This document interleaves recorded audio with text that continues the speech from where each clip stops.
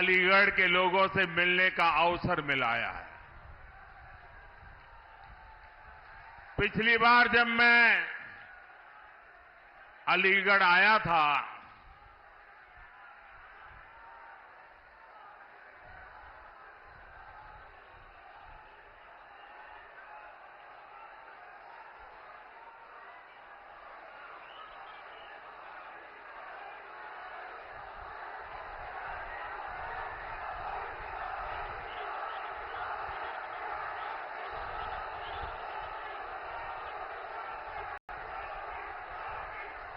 आपका मन भर जाए फिर मैं बोलना शुरू करूं।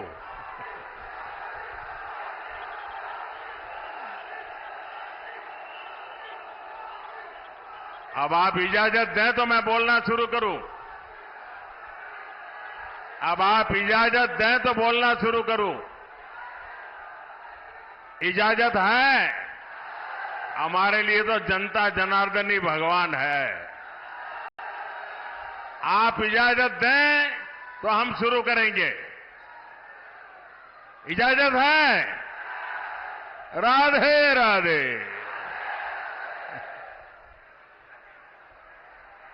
मैं पहले भी अलीगढ़ आया हूं और पिछली बार जब मैं अलीगढ़ आया था तब मैंने आप सबको अनुरोध किया था कि सपा और कांग्रेस के परिवारवाद, भ्रष्टाचार और तुष्टीकरण की फैक्ट्री में ताला लगा दीजिए।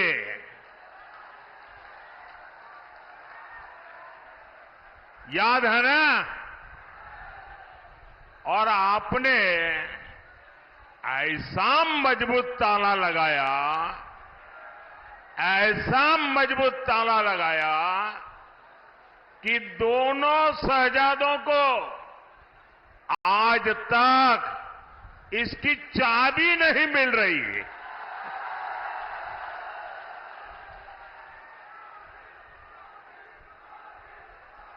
आज मैं अलीगढ़ की जनता को, हाथरस के मेरे भाई बहनों को फिर एक बार प्रार्थना करने आया हूं, आपका आशीर्वाद लेने आया हूं। और मेरी आपसे प्रार्थना यह है कि अच्छे भविष्य की, विकसित भारत की चाबी भी आप ही के पास है। अब देश को गरीबी से पूरी तरह से मुक्त करने का समय आ गया है। अब देश को भ्रष्टाचार से पूरी तरह मुक्त कराने का समय आ गया है। अब देश को परिवारवादी राजनीति से मुक्त कराने का समय आ गया है। और इसके लिए जरूरी है फिर एक बार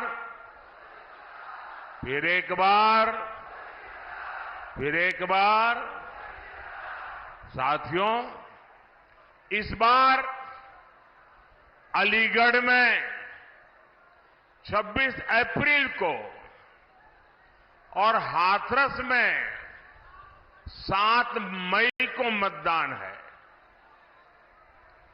आपको अलीगढ़ से मेरे छोटे भाई सतीश गौतम जी को और हाथरस से मेरे अनन्य साथी अनूप वाल्मीकि जी को भारी मतों से जिताना। और इसके लिए मुझे आपके आशीर्वाद चाहिए। और आप भले यहां वोट हमारे सतीश जी को देंगे होंगे या अनूप जी को देते होंगे, लेकिन ये पक्का मानिए, जब कमल के निशान पर बटन दबाएंगे ना, तो मोदी को सीधा आपका वोट मिल जाएगा। तो मैं ये वोट मोदी के लिए मांगने के लिए आया हूं। आपका आशीर्वाद मिलेगा, आपका आशीर्वाद मिलेगा, भरपूर मिलेगा। अच्छा, हमें एक और बात भी याद रखनी होगी। एक तरफ फसल की कटाई का समय है, शादी ब्याह का भी समय है, और गर्मी तो पूछो मत, है, सब कुछ है। लेकिन भाइयों बहनों, देश से तो बड़ा कुछ नहीं होता ना। देश से बड़ा कुछ होता है? होता है। देश का इतना बड़ा महत्वपूर्ण चुनाव है, हमें सारे काम छोड़ करके वोट करना चाहिए कि नहीं करना चाहिए? सुबह सुबह वोट करना बहुत जरूरी है। करोगे? धूप निकलने से पहले वोट हो जाए, जलपान से पहले मतदान हो जाए। आपके एक एक वोट का बहुत महत्व है। अब आप देखिए, पहले आए दिन बॉर्डर पर बम गोले चलते थे, गोलियां चलती थी, और आए दिन हमारे वीर सपूत शहीद होते थे, तिरंगे में लिपट करके उनका शरीर घर लौटता था। आज ये सब बंद हो गया कि नहीं हो गया? सबकी बोलती बंद हो गई कि नहीं हो गई? उनकी तोप और बंदूक बारूद सब बिक गए कि नहीं बिक गए? पहले आए दिन आतंकी बम फोड़ते थे, सीरियल ब्लास्ट होते थे। अयोध्या को नहीं छोड़ा, काशी को नहीं छोड़ा, हर बड़े शहर में आए दिन बम धमाका। अब सीरियल बम धमाकों पर भी अब फुल स्टॉप लग गया है कि नहीं लग गया है?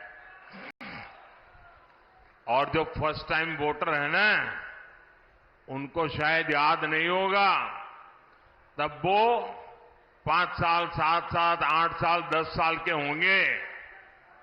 जरा याद कीजिए, आपके परिवार में पूछिए, उस समय अखबारों में, टीवी पर एडवर्टाइजमेंट आता था। और एडवर्टाइजमेंट क्या होता है कि कहीं पर भी कोई लावारिस चीज दिखाई दे तो उसके दूर रहना, उससे छूना मत। कहीं बैग दिखाई दे, कहीं कुकर दिखाई दे, कहीं टिफिन का बॉक्स दिखाई दे, उधर पास मत जाना, तुरंत पुलिस को जानकारी देना। ये आए दिन सूचना दी जाती थी। एयरपोर्ट पे जाओ तो इसका अनाउंसमेंट होता था, रेलवे स्टेशन पर जाओ उसका अनाउंसमेंट होता था, बस स्टेशन पर जाओ अनाउंसमेंट होता था कि लावारिस चीजों को हाथ में लगाओ। इन मेरे फर्स्ट टाइम वोटर है ना, तब बहुत छोटे थे, उनको मालूम नहीं होगा। ये सरकार लगातार बोलती थी, सूचना देती थी। क्यों? क्योंकि इन लावारिस चीजों में बम रखे जाते थे और कोई निर्दोष व्यक्ति उसको हाथ लगाता था, वो मौत के घाट उतर जाता था। भाइयों बहनों, ये मोदी योगी का कमाल है, ये सारा बंद हो गया। हुआ कि नहीं हुआ? शांति मिली कि नहीं मिली? और जब शांति मिलती है तो सुरक्षा मिलती है तो विकास होता है कि नहीं होता है? पहले आर्टिकल 370 के नाम पर जम्मू कश्मीर में अलगाववादी शान से जीते थे और हमारे फौजियों पर पत्थर चलाते थे। अब इन सब पर फुल स्टॉप लग गया कि नहीं लग गया? लग गया कि नहीं लग गया? पहले अलीगढ़ में भी आए दिन कर्फ्यू लगता था। अगल बगल के लोगों को अलीगढ़ आना है तो फोन करके पूछते थे, भाई शांति है ना, मैं आऊं तो चलेगा ना? शादी की तारीख तय करनी हो तो पूछते थे, यार कहीं दंगा हो जाए, ऐसे इलाके में शादी नहीं करेंगे, कहीं और करेंगे। ये हाल था कि नहीं था? ये गया कि नहीं गया?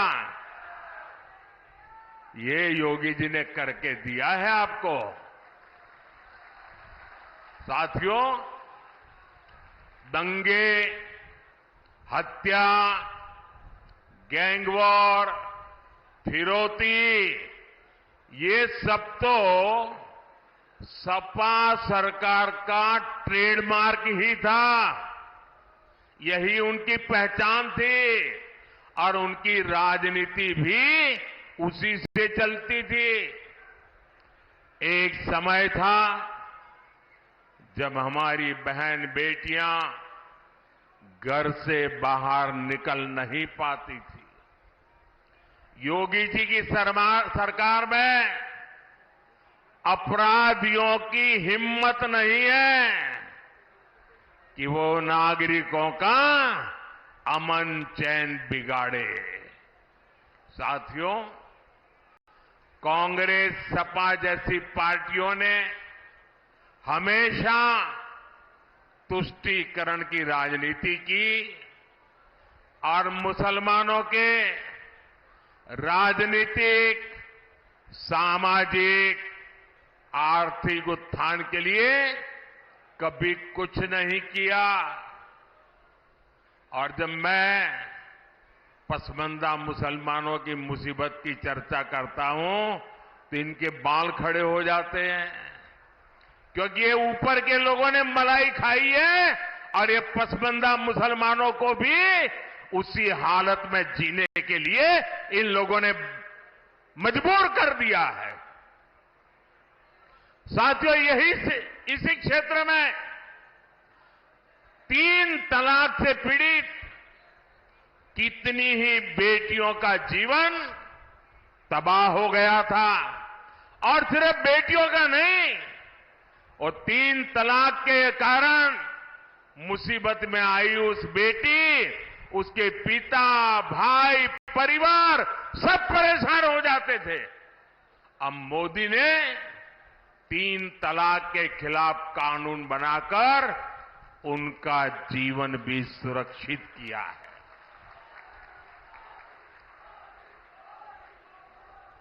पहले हज कोटा कम होने की वजह से कितनी मारामारी होती थी, उसमें भी रिश्वतखोरी चलती थी और ज्यादातर रसूखदार लोग ही हज जाने का मौका पाते थे। मैंने सऊदी अरब के क्राउन प्रिंस से आग्रह किया था कि हमारे भारत के मुसलमान भाई बहनों के लिए हज का कोटा बढ़ाएं। आज न सिर्फ भारत का हज का कोटा बढ़ा है, बल्कि वीजा नियमों को भी आसान बनाया गया है। सरकार ने एक बहुत बड़ा अहम फैसला लिया। पहले हमारी मुस्लिम माताएं बहनें अकेली हज करने जा नहीं सकती थी। सरकार ने महिलाओं को बिना महरम हज जाने की अनुमति भी दी और मुझे हजारों ऐसी बहनें आशीर्वाद दे रही है जिनका हज जाने का सपना पूरा हुआ। साथियों, कांग्रेस, सपा जैसी भ्रष्ट पार्टियों ने आपके परेशानियों को उनकी कभी परवाह नहीं की। गरीब को पैसे देकर भी पूरा राशन नहीं मिलता था, बिचौलिए ही लूट लेते थे। आज अलीगढ़ और हाथरस के लाखों साथियों को मुफ्त राशन मिल रहा है। इतना ही नहीं, पूरा राशन मिल रहा है। अलीगढ़ और हाथरस के लाखों परिवारों को आयुष्मान भारत योजना के तहत मुफ्त इलाज की सुविधा भी मिली है। अब मोदी की गारंटी है कि देश के हर परिवार में, आपके घर में जो बुजुर्ग माता पिता है, दादा दादी है, नाना नानी है, चाचा चाची है, अब उम्र के कारण और कोई तो काम कर नहीं पाते और उम्र के कारण कोई न कोई बीमारी आ ही जाती है। अब आपके डबल जिम्मा होता है, एक तो परिवार के बुजुर्गों को संभालना, दूसरा जिम्मा होता है अपने बच्चों का भविष्य बनाना, और उसमें अगर बुजुर्ग कोई बीमार हो गए तो सारा बोझ आप पर आ जाता है।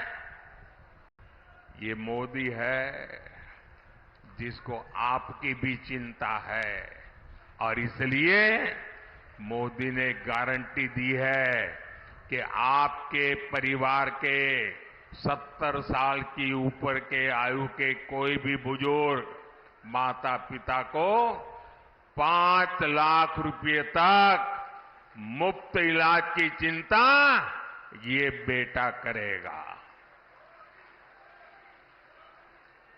भाइयों बहनों, ये राशन मिल रहा है, इलाज मुफ्त में मिल रहा है, घर मिल रहे हैं, ये सब किसने किया? ये सब किसने किया? किसने किया? किसने किया? किसने किया? किसने किया? आपका जवाब गलत है। ये मोदी ने नहीं किया, ये आपके एक वोट ने किया है। आपके वोट की ताकत है जिसके कारण गरीब का भला हो रहा है, और इसलिए इसका जो पुण्य है ना, उस पुण्य के आप भी उतने ही हकदार हैं। भाइयों और बहनों, आजकल जब मैं कहता हूं कि 10 साल में जो किया वो तो ट्रेलर है, ट्रेलर। हमें तो बहुत सारा काम करना है, और जब मैं इतनी सारी बातें बताता हूं ना, तो ये सपा कांग्रेस वालों को समझ ही नहीं आता ये मोदी कहां ले जा रहा है। बोले पहले तो हम तू मैं राजनीति करते थे, अब मोदी इतनी बड़ी दुनिया की तरफ देश को ले जा रहा है, वो मोदी के साथ कदम ही नहीं मिला पा रहे। अभी क्षेत्र में देखिए, अलीगढ़ में हवाई अड्डा बन गया, पड़ोस में जेवर में इंटरनेशनल एयरपोर्ट बन रहा है, गाजियाबाद अलीगढ़ नेशनल हाईवे बन गया, अलीगढ़ कानपुर नेशनल हाईवे बन गया, हाथरस भी मथुरा बरेली एक्सप्रेसवे से जुड़ रहा है। अलीगढ़ और हाथरस दोनों रेलवे स्टेशन आधुनिक बनाए जा रहे हैं। ये एएमयू तो थी यहां, अब राजा महेंद्र प्रताप यूनिवर्सिटी का भी निर्माण पूरा होने वाला है। ऐसे ढेर सारे काम इस क्षेत्र में हुए हैं।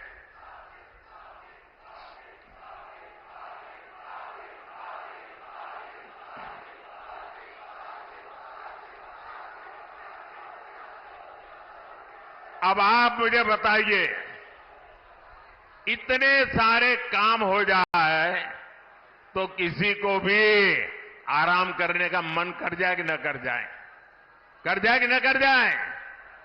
लेकिन ये मोदी है, आपके लिए जीता है, वो रुकना जानता नहीं है। और इसलिए क्योंकि मैंने तय किया है, आपका सपना ही मेरा संकल्प है।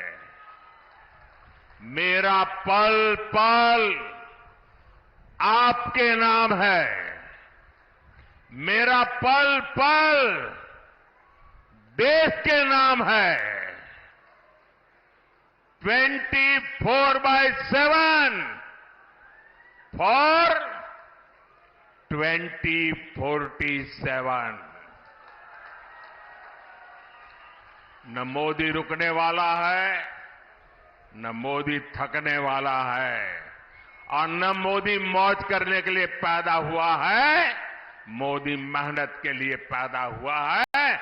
वो आपके भविष्य के लिए, आपके बच्चों के भविष्य के लिए मेहनत करने में कोई कमी नहीं रखूंगा।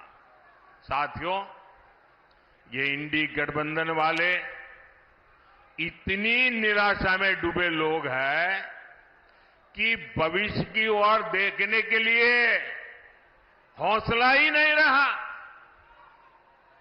ये कहते हैं कि मोदी विकसित भारत की बात क्यों करता है।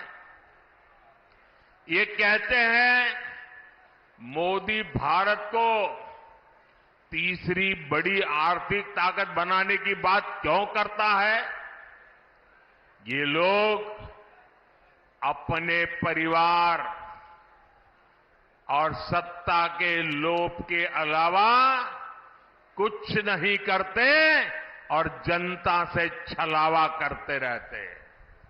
साथियों, कांग्रेस और इंडी गठबंधन के एक और खतरनाक इरादे से मैं आज देश के लोगों को,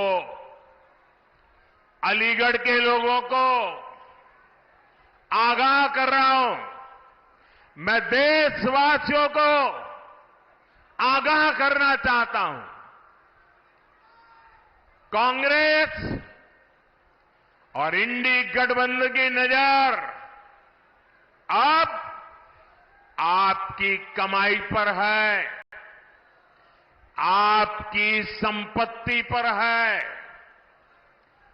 कांग्रेस के शहजादे का कहना है कि उनकी सरकार आई तो कौन कितना कमाता है, किसके पास कितनी प्रॉपर्टी है, किसके पास कितना धन है, किसके पास कितने मकान है, उसकी जांच कराएंगे। इतना ही नहीं, वो आगे कहते हैं कि ये जो संपत्ति है उनको सरकार अपने कब्जे में लेकर उसको सबको बांट देगी, ये कहते हैं। ये मैनिफेस्टो उनका कह रहा है। भाइयों बहनों, आप सोचिए, हमारी माताओं बहनों के पास सोना होता है। ये सोना अवसरों पर सिर्फ शरीर पर पहन करके प्रभाव पैदा करने के लिए नहीं होता है। हमारे देश में माताओं बहनों के पास जो सोना होता है, कितना ही कम क्यों न हो, वो स्त्री धन होता है, पवित्र माना जाता है, कानून भी उसकी रक्षा करता है। अब इनकी नजर कानून बदलकर हमारी माताओं बहनों की संपत्ति छीनने का भी खेल खेला जा रहा है। उनका मंगलसूत्र, उस पर उन लोगों की नजर है। माताओं बहनों का सोना चुराने का इरादा। इतना ही नहीं, वो सर्वे करना चाहते हैं कि जो नौकरी पेशा वर्ग है, जो कर्मचारी है, उन्होंने अपनी बच्चों की पढ़ाई के लिए, बच्चों की शादी के लिए जो एफडी की है, फिक्स डिपॉजिट की है, किसकी कितनी सैलरी और कितनी एफडी है, उसकी भी जांच होगी। किसके पास एक वाहन है, किसके पास 2 वाहन है, उसकी भी जांच होगी। यानी किसके पास कितनी जमीन है, उसकी भी जांच होगी। व्हीकल कितने हैं, उसकी जांच होगी। कांग्रेस इसका सर्वे कराएगी और फिर कांग्रेस कब्जा करेगी। सरकार के नाम पर कब्जा करके आपकी संपत्ति को छीन करके बांटने की बात कर रही है। कांग्रेस यहां तक जाएगी, अगर आपका गांव में पुराना पैतृक घर है, बच्चों के भविष्य के लिए आपने शहर में मानो छोटा फ्लैट ले लिया, और अगर पता चला कि आपका गांव में भी एक घर है, तो 2 में से 1 छीन लेंगे कि आपको 2 की जरूरत नहीं है, जिसको नहीं उसको दे देंगे। कांग्रेस के लोग कहेंगे कि आपके पास गांव में एक घर तो पहले से ही है। ये माओवादी सोच है, ये कम्युनिस्टों की सोच है। ऐसा करके कितने ही देशों को वो पहले बर्बाद कर चुके हैं।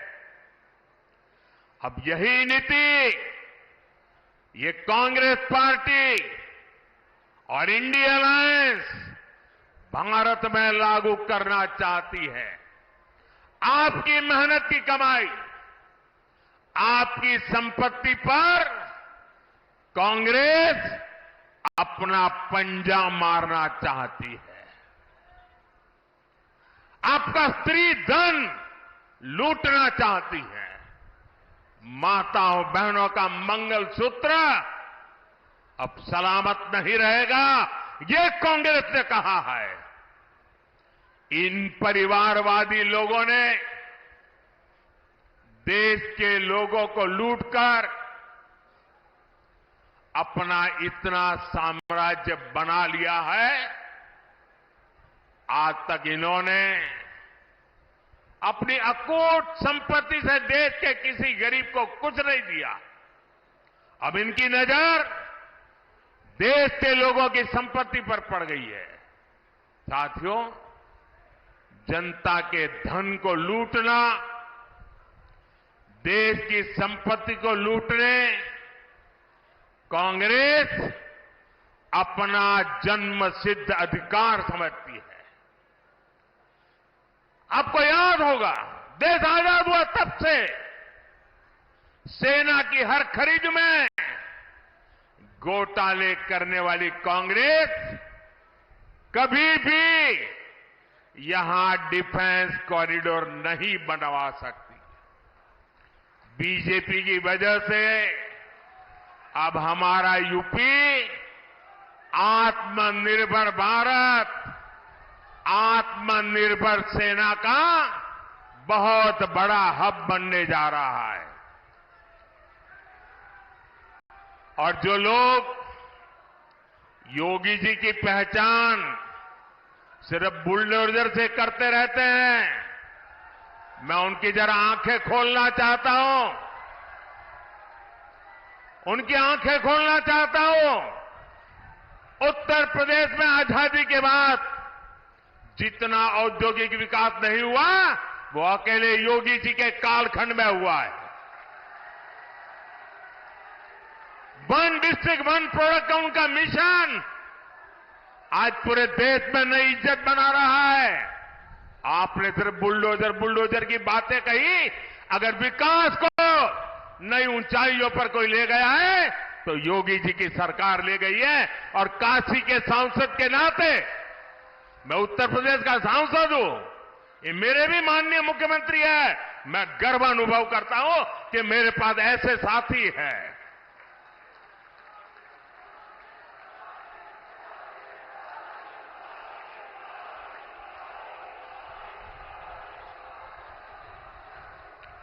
कुछ दिन पहले ही हमने ब्रह्मोस मिसाइल की पहली खेप फिलीपींस को निर्यात की है। आने वाले दिनों में ये घातक ब्रह्मोस, ये मिसाइल भी हमारे यूपी में बनेगी। अलीगढ़ में डिफेंस कॉरिडोर में आपको गर्व होता है कि नहीं होता है? ब्रह्मोस मिसाइल बने यहां, कौन होगा जिसको गर्व नहीं होगा भाइयों? साथियों, डिफेंस कॉरिडोर के साथ ही इस क्षेत्र के पास डेडिकेटेड फ्रेट कॉरिडोर की भी ताकत है। मालगाड़ियों के लिए जो अलग रूट बनाया गया है, इससे यहां दूसरे उद्योगों को भी बहुत ज्यादा फायदा होगा। अलीगढ़, हाथरस और आसपास के छोटे, लघु और कुटीर उद्योग, ये सभी विकसित भारत की ऊर्जा है। आपके काम को बढ़ावा मिले, इसलिए योगी जी की सरकार वन डिस्ट्रिक्ट वन प्रोडक्ट पर और अब पूरे देश में वन डिस्ट्रिक्ट वन प्रोडक्ट पर बल दिया जा रहा है। और अलीगढ़ के ताले हो, हाथरस की हिंग हो, मेटल उद्योग हो, गारमेंट उद्योग हो, गुलाल उद्योग हो, भाजपा सरकार हर उद्योग की ताकत बढ़ा रही है। यहां के लघु उद्योगों को मुद्रा योजना से भी बहुत मदद मिली है। मुद्रा योजना के तहत भी हम भाजपा ने 20 लाख रुपए तक का लोन देना तय किया। साथियों, इस क्षेत्र में हमारे विश्वकर्मा साथी भांति भांति के काम से जुड़े हैं। कोई मूर्तिकार है, कोई पॉटरी काम करता है, कोई कपड़ा सिलता है, कोई जूते बनाता है। ऐसे मेरे सभी परिवारों के लिए 13,000 करोड़ रुपए की विशेष पीएम विश्वकर्मा योजना बनाई गई है। साथियों, मोदी की हर गारंटी का सीधा लाभार्थी गरीब है। लाभार्थी मेरा गरीब को लाभ मिलता है। मेरा दलित भाई परिवार है, मेरा पिछड़ा भाई परिवार है। और इन गारंटियों का लाभ मध्यम वर्ग को भी होता है। फैक्ट्री वाले को, दुकान वाले को, मजदूर को, गाड़ी चलाने वाले को, सबको होता है। अब जैसे अलीगढ़ और हाथरस में गरीबों के 40,000 से ज्यादा पक्के घर बन चुके हैं। इन घरों को बनाने के लिए जो सामान लगता है, वो तो यहां के कारखानों से, यहां की दुकानों से ही जाता है। यानी गरीब को घर मिला और बाकियों को उससे काम मिला। और अब तो मोदी ने 3 करोड़ नए घर बनाने की गारंटी दी है। और घर बनेगा तो सीमेंट लगेगा, ईंट लगेगी, टाइल भी लगेगी, दूसरा हार्डवेयर भी लगेगा। और इतना ही नहीं, जब झुग्गी झोपड़ी में रहता है तब ताला लगता है क्या? नहीं लगता ना। और घर मिल गया तो ताला लगेगा कि नहीं लगेगा? और ताला कहां से जाएगा? ताला अलीगढ़ से जाएगा। आप कल्पना कीजिए, कितने ही गरीबों का जीवन सुधरेगा, कितना कारोबार बढ़ेगा। भाइयों और बहनों, इस क्षेत्र को गंगा और यमुना दोनों का आशीर्वाद प्राप्त है। यहां खेती, किसानों को ताकत कैसे मिले, गन्ना किसानों की ताकत कैसे बढ़े, इसके लिए भाजपा लगातार काम कर रही है। हमने पीएम किसान सम्मान निधि के तहत अभी तक करीब 3 लाख करोड़ रुपए किसानों के खाते में भेजे हैं। अब हमने सहकारी क्षेत्र में अनाज भंडारण की सबसे बड़ी योजना शुरू की है। बीजेपी ने अपने मैनिफेस्टो में भी कहा है कि हम आलू, टमाटर, प्याज इन किसानों के लिए विशेष स्टोरेज क्लस्टर बनाएंगे। इसका बहुत अधिक लाभ अलीगढ़ और हाथरस के किसानों को होगा। साथियों, ये क्षेत्र ब्रज की देहरी है, 84 कोस परिक्रमा की धरती है। यहां खैरेश्वर महादेव और 9 देवी सिद्धपीठ जैसे आस्था स्थल है। यहां तीर्थ यात्रा और पर्यटन के लिए अद्भुत संभावनाएं हैं। और इस धरती ने कल्याण सिंह जी, बाबूजी जिनको हम कहते थे, और अशोक सिंघल जी ऐसे नर रत्नों को देश को दिया है। ये हम सभी के लिए कितने गर्व की बात है कि 500 साल बाद भव्य राम मंदिर हम देख रहे हैं।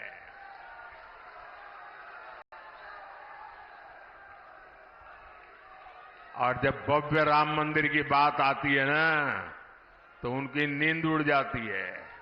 उनको लगता है कि ये 70 साल तक हम रोक करके बैठे थे, ये मोदी क्या आ गया, इतने साल में ही कोर्ट से जजमेंट भी आ गया, मंदिर भी बनना शुरू हो गया, मंदिर बन भी गया, प्राण प्रतिष्ठा भी हो गई, रोज लाखों लोग आने भी लग गए। अब इनकी नींद उड़ गई है, मैं क्या करूं बताओ। और इसलिए इतने गुस्से में है, ये इतने गुस्से में है कि प्राण प्रतिष्ठा के निमंत्रण को ठुकरा दिया। कोई ऐसा करेगा क्या? करेगा क्या? मुझे जब प्राण प्रतिष्ठा का निमंत्रण देने आए थे ना, तो मैंने जूते निकाल करके उस निमंत्रण कार्ड को हाथ में लेकर के अपने सर पे लगाया था। मैं उसे मेरा भाग्य मानता था। भव्य राम मंदिर आज के भारत को विकसित होने का आशीर्वाद दे रहा है। साथियों, अब आपको विकसित भारत बनाने के लिए भारत में एक मजबूत सरकार बनानी है। और इसके लिए भाजपा को वोट करना है, एनडीए को वोट करना है। मेरा आपसे अनुरोध है कि आप घर घर जाइए, सभी मतदाताओं जो जाकर के इन सारे विषय घर में बैठ करके बताइए और उनसे वादा करिए कि छुट्टी हो, शादी हो, कुछ भी हो, लेकिन वोट करने जाएंगे। उनसे वादा करिए, पक्का करिए। और दूसरा काम, जब मतदान हो ना, तो उत्सव मनाइए अपने पोलिंग बूथ में। ये लोकतंत्र का उत्सव है, आनंद उत्सव होना चाहिए। छोटी छोटी 15-15, 20-20 की टोलियां गीत गाते गाते मतदान करने के लिए जाए, और हमारे गांव वाले तो तुरंत गीत बना भी देते हैं। लोकतंत्र का जय जयकार करते हुए जाए और ऐसा उत्सव मनाए और फिर मतदान कर ये वापस लौटे। और तीसरा काम, हमें पोलिंग बूथ जीतना है। हमें एक भी पोलिंग बूथ हारना नहीं है। घर घर जाओगे, घर घर जाओगे, जरा मुझे जोर से हाथ ऊपर करके बताइए, घर घर जाओगे, घर घर जाओगे, मतदाताओं को मिलकर के बात बताओगे। दरवाजे पर पर्चा दे करके नहीं आना है, घर में जाके बैठना है, उनका पानी पीना है, उनसे 5 मिनट 10 मिनट बात करनी है। करोगे? करोगे? छोटे छोटे जुलूस निकाल करके उत्सव मनाते हुए मतदान करोगे? पहले मतदान फिर जलपान, पहले मतदान फिर जलपान। जब तक मतदान नहीं करेंगे, जलपान नहीं करेंगे, ये बात पक्की करोगे? और फिर पोलिंग बूथ जीत के दिखाओगे? पहले से रिकॉर्ड मतों से जीतोगे? पक्का जीतोगे? अच्छा, मेरा एक काम करोगे? करोगे? मेरा पर्सनल काम है, जरा हाथ ऊपर करके बताइए, करोगे? देखिए, घर घर जाना और जाकर के कहना कि अपने मोदी जी अलीगढ़ आए थे और मोदी जी ने आपको राधे राधे कहा है, राम राम।